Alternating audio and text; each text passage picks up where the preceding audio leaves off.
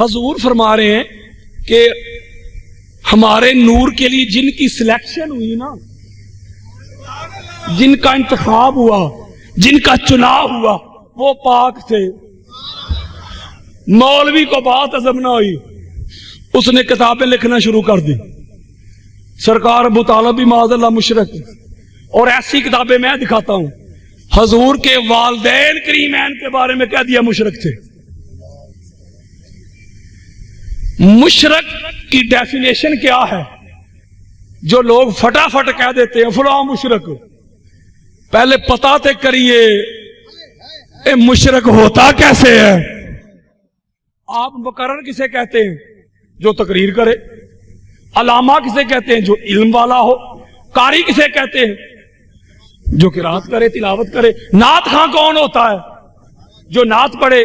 Mason مستری کون ہوتا ہے؟ جو مکان بنائے۔ انجینئر کون ہوتا ہے؟ جو نقشے بنائے۔ مصور کسے کہتے ہو؟ جو تصویر بنائے۔ تو اسی طرح پتہ تک کریے وہ مشرک کیسا ہوتا ہے۔ جب پتہ چل جائے نا ہمیں مشرک ہوتا ہے ایسا، تو پھر اگر دل کرے تو پھر کہنا فلاں فلاں مشرک۔ پہلے پتہ تو کریے۔ پتہ کس سے کرنا ہے؟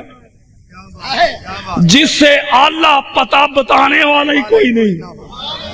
اللہ سے پوچھتے ہیں مولا تو یہ روز روز کی جک جک بک بک مناظرے مباہلے تنقیدیں بحثیں تو ہی ختم کر دے، تو ہی بتا دے مشرک کیسا ہوتا ہے، مشرک کی ڈیفینیشن تو ہی بتا دے۔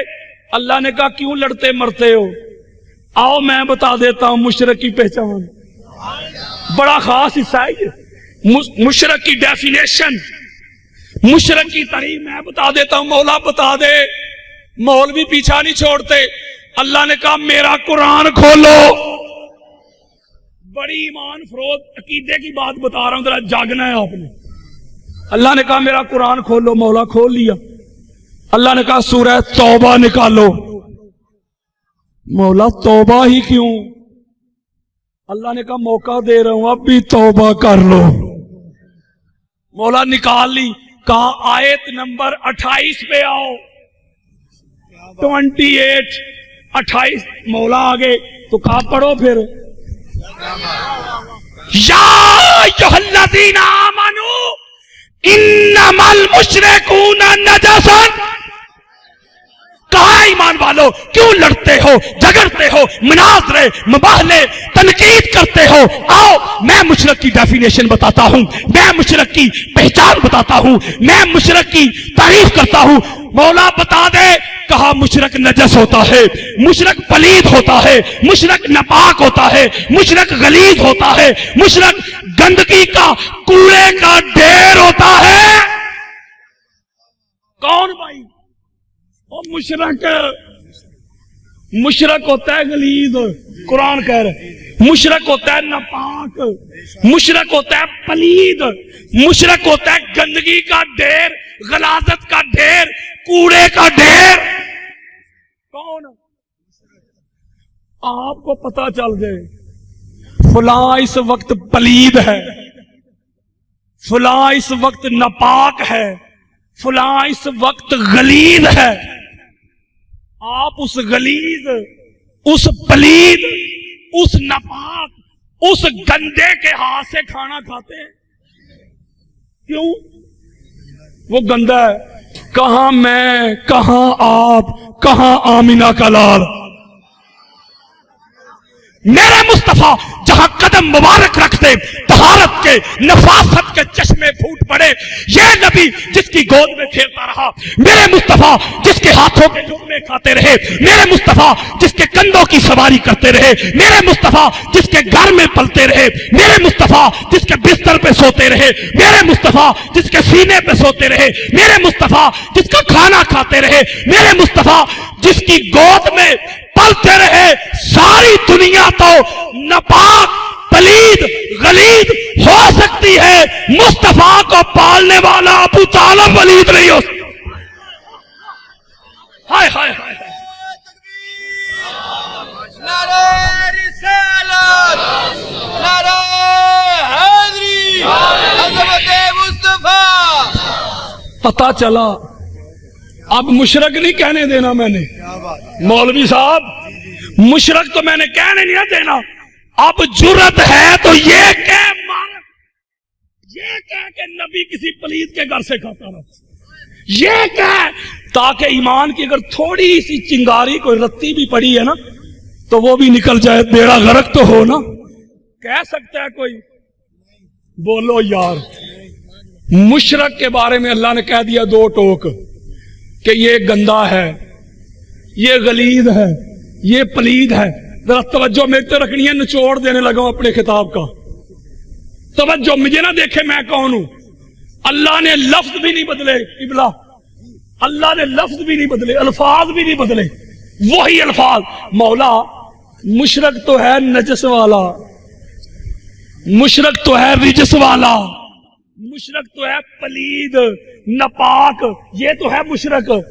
مولا یہ بتا مصطفیٰ کا خاندان کیسا ہے؟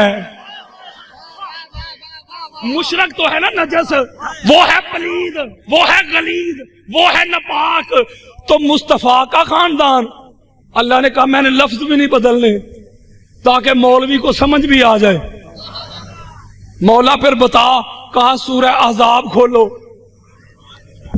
مولا کھول لی، کہا آگے آیت نمبر 33 پہ آؤ، مولا آگے لفظ نہیں بدلے اللہ نے، ادھر فرمایا انما المشرکون نجس، ایمان والو مشرک نجس ہے، پلید ہے، ناپاک ہے۔ آ مصطفیٰ کے خاندان کا بتاؤں، مولا بتا دے وہی لفظ انما یرید اللہ لیذھب عنکم الرجس اہل البیت ویطہرکم تطہیرا۔ کہا مشرک تو تھا نجس والا رجس والا، تو حضور کا خاندان، کہا حضور کا خاندان ایسا ہے اس سے نجس دور کر دیا ہے، رجس دور کر دیا ہے۔ قبلہ آپ کے قدموں پہ ہاتھ رکھ کے ایک جملہ کہنا چاہتا ہوں، جس کو سمجھ میں آ گیا جس کا نصیب۔ اللہ نے کہا مشرک ہے جس کے پاس رجس ہو، جس کے پاس نجس ہو، وہ ہے مشرک۔ حضور کا خاندان ہے جو رجس سے نجس سے دور ہو۔ آؤ پتہ کریے نجس کی ہے، یہ رجس کی ہے، جدے کول ہوئے تو انہوں مشرک کر دیندہ ہے۔ جاگو یار، جدے کو دور ہو جائے تو حضور دا خاندان۔ آؤ پتہ تے کریے نجس کسے کہتے ہیں، رجس کسے کہتے ہیں۔ میں آپ کو عربی لغت کا حوالہ نہیں دوں گا کہ بھائی عربی لغت کی کتابیں کھولو جا کے، نہیں یار، یہی جملہ دینا چاہتا ہوں، قرآن سے ہی پوچھتے ہیں۔ مولا تو ہی بتا دے کہ یہ نجس اور رجس کیا ہے، یہ کس بلا کا نام ہے۔ اللہ نے کہا بتاؤں، یہ ہے جس کا نصیب۔ ساری دنیا بھی قربان اس جملے پہ۔ کہا لے یذھب عنکم الرجس اہل البیت، نجس کا پتہ کرنے والوں، رجس کا پتہ کرنے والوں، آؤ بتاؤں میں رجس کسے کہتے ہیں، نجس کسے کہتے ہیں؟ جو اہل بیت سے دور ہو جائے، جو اہل بیت سے دور ہو جائے، حافظ ہو، حاجی ہو، قاری ہو، ملا ہو، مولانا ہو، جو اہل بیت سے دور ہو جائے، اللہ کی نظر میں وہی نجس ہے۔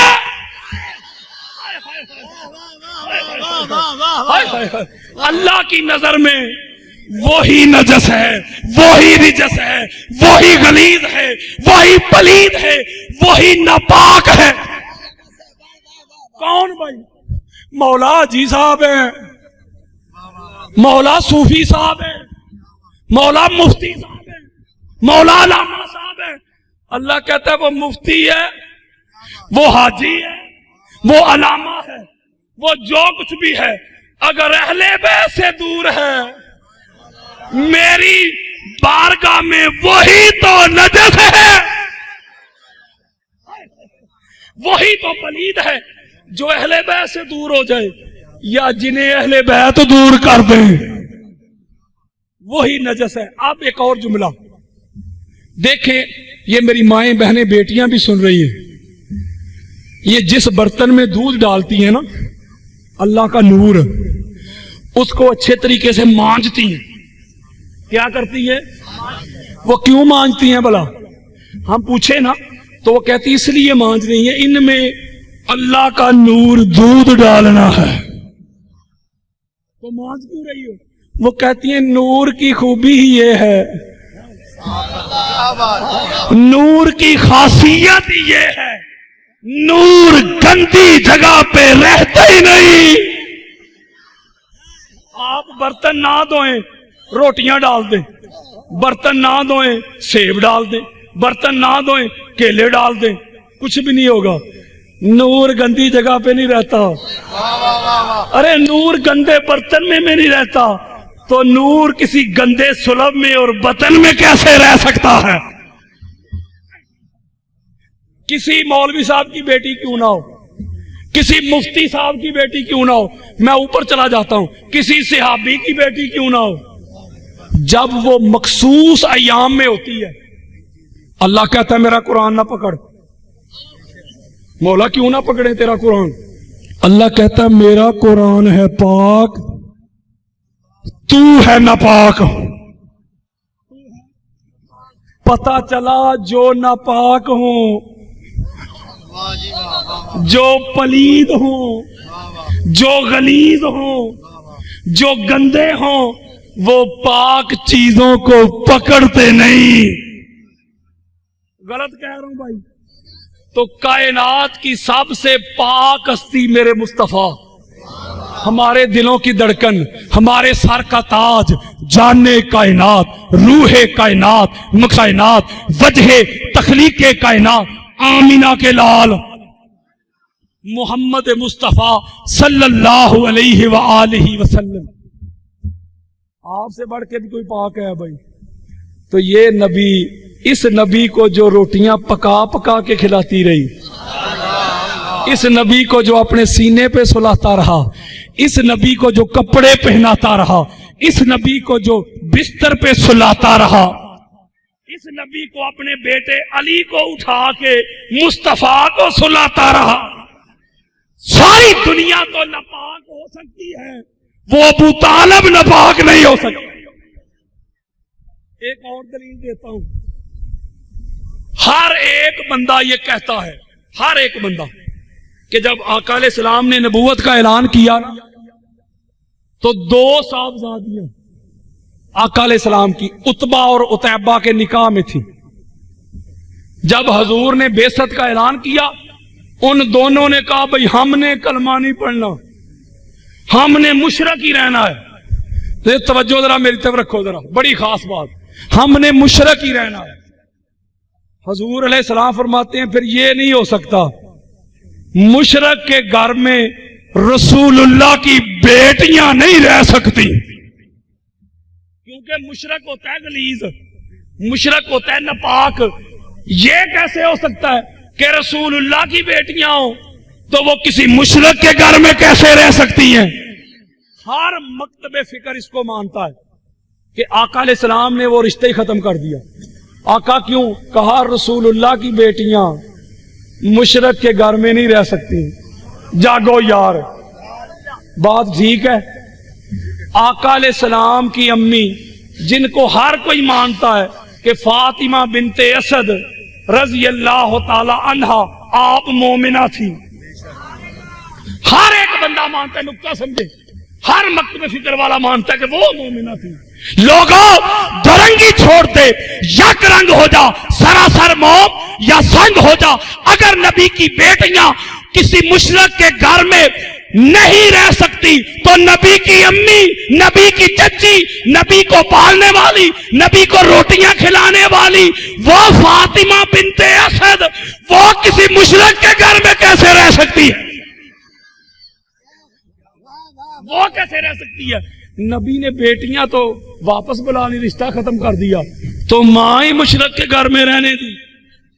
اور اگلی بات سن لیں، اللہ نے کہہ دیا جو مشرک ہوں ان کے ساتھ دوستی نہ رکھو، یاری نہ رکھو، چاہے ماں باپ ہوں، چاہے وہ بھائی ہوں، تمہارے رشتے ناتے ختم، ان کے گھروں میں نہیں رہنا، ختم. سورہ توبہ آیت نمبر 23 پڑھ لے. ٹھیک ہے.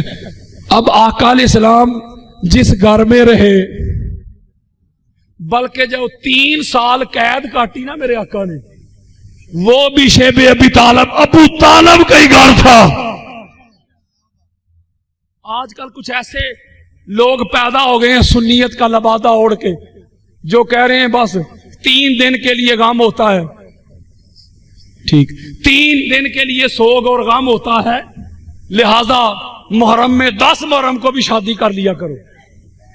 ایسے کچھ مفتی اہل سنت کا لبادہ اوڑھ کے، آج ان کو جواب دینا چاہتا ہوں۔ ایک ہی حوالہ دیتا ہوں، حوالے تو بڑے ہیں ادھر، اور حوالہ بھی بخاری کا، جو کہتے ہیں 1 دن 3 دن کا غم۔ آؤ پتہ کریے صحیح بخاری، جس سال آقا علیہ السلام کے پیارے چچا سرکار ابو طالب کا وصال ہوا، ام المومنین خدیجۃ الکبریٰ سلام اللہ علیہا کا وصال ہوا، اس سال کو میرے آقا نے کہا 3 دن غم نہیں، 10 دن نہیں، 40 دن نہیں، عام الحزن، کہا میرے چچا ابو طالب کا غم سال بھر منایا جائے۔ مولوی تو کہتا ہے 10 محرم کو شادی کرنی چاہیے، حسین کے دادا کا غم میرے آقا نے پورا سال منایا ہے، تو حسین کے غم کی بات کرتا ہے۔ حسین کا غم، جس غم میں میرے مصطفیٰ کی آنکھیں برسی ہوں۔ کچھ لوگ کہتے ہیں او غم حسین میں رونا کہاں لکھا ہے، میں اس طرف جانا نہیں چاہتا، میں اپنے موضوع سے دائیں بائیں نہیں ہونا چاہتا۔ میں آپ کو بتانا چاہتا ہوں کہ یہ چنیتا لوگ تھے، ان کے ساتھ کسی کو شامل نہیں کیا۔ جامع ترمذی اٹھاؤ، عمر بن ابی سلمہ رضی اللہ تعالیٰ عنہ آقا علیہ السلام کے پروردہ غلام ہیں، اسی آیت کی بات کر رہا ہوں۔ وہ کہتے لما نازلت هذه الآیہ انما یرید اللہ لیذھب عنکم الرجس اہل البیت ویطہرکم تطہیرا فی بیت ام سلمہ۔ وہ کہتے یہ آیت جامع ترمذی دے رہا ہوں، ام المومنین ام سلمہ کے گھر میں نازل ہوئی۔ جب یہ آیت نازل ہوئی، ودار رسول اللہ صلی اللہ علیہ وآلہ وسلم فاطمہ و حسن و حسین، آقا علیہ السلام نے پاک بی بی کو بلایا، حسنین کریمین کو بلایا، فجل لہم بکسائن، ان کے اوپر اپنی کملی چادر پھیلا دی، وعلی خلف ظہرہ، مولا کو اپنی پشت مبارک کے پیچھے کھڑا کیا، فجل لہو بکسائن، ان کے اوپر بھی اپنی چادر پھیلا دی۔ ثم قال اللہم ہؤلاء اہل بیتی فاذھب عنہم الرجس وطہرہم تطہیرا۔ کہا مولا یہ میری اہل بیت ہے، ان سے دور کر دے رجس۔ ایک جملہ دینا چاہتا ہوں جس کے لیے حدیث سنائی ہے، ام المومنین ام سلمہ رضی اللہ تعالی عنہا آپ عرض کرتی وآنا معہم یا نبی اللہ، نہیں سمجھے یار، اب کہتی آقا میں بھی اس کملی اس ردا کے نیچے آ جاؤں؟ میرے آقا نے فرمایا انت علی مکانک وانت علی خیر، ام سلمہ تو جہاں کھڑی ہے وہ بھی خیر ہے، لیکن ادھر ہی کھڑی رہ، یہ جو 5 دن پاک ہیں، نہیں سمجھے یار، یہ چنیدہ ہے، سلیکٹڈ ہے، ان جیسا کوئی نہیں ہو سکتا، ان کو اللہ نے چن لیا، یہ سارے مصطفیٰ ہیں، ساری کائنات سے اللہ میرے مصطفیٰ کو چن لیا گیا۔ پاک بی بی، اللہ نے کہا میں رب العالمین ہوں، میں عالمین کا رب ہوں، پیارے مصطفیٰ کو کہا رحمت للعالمین، آپ انہی عالمین کے لیے رحمت ہیں، پاک بی بی کو کہا سیدۃ النساء العالمین، جن عالمین کا اللہ رب ہے، جن عالمین کے لیے مصطفیٰ رحمت ہے، انہی عالمین کی عورتوں کی سردار ہے زہرا،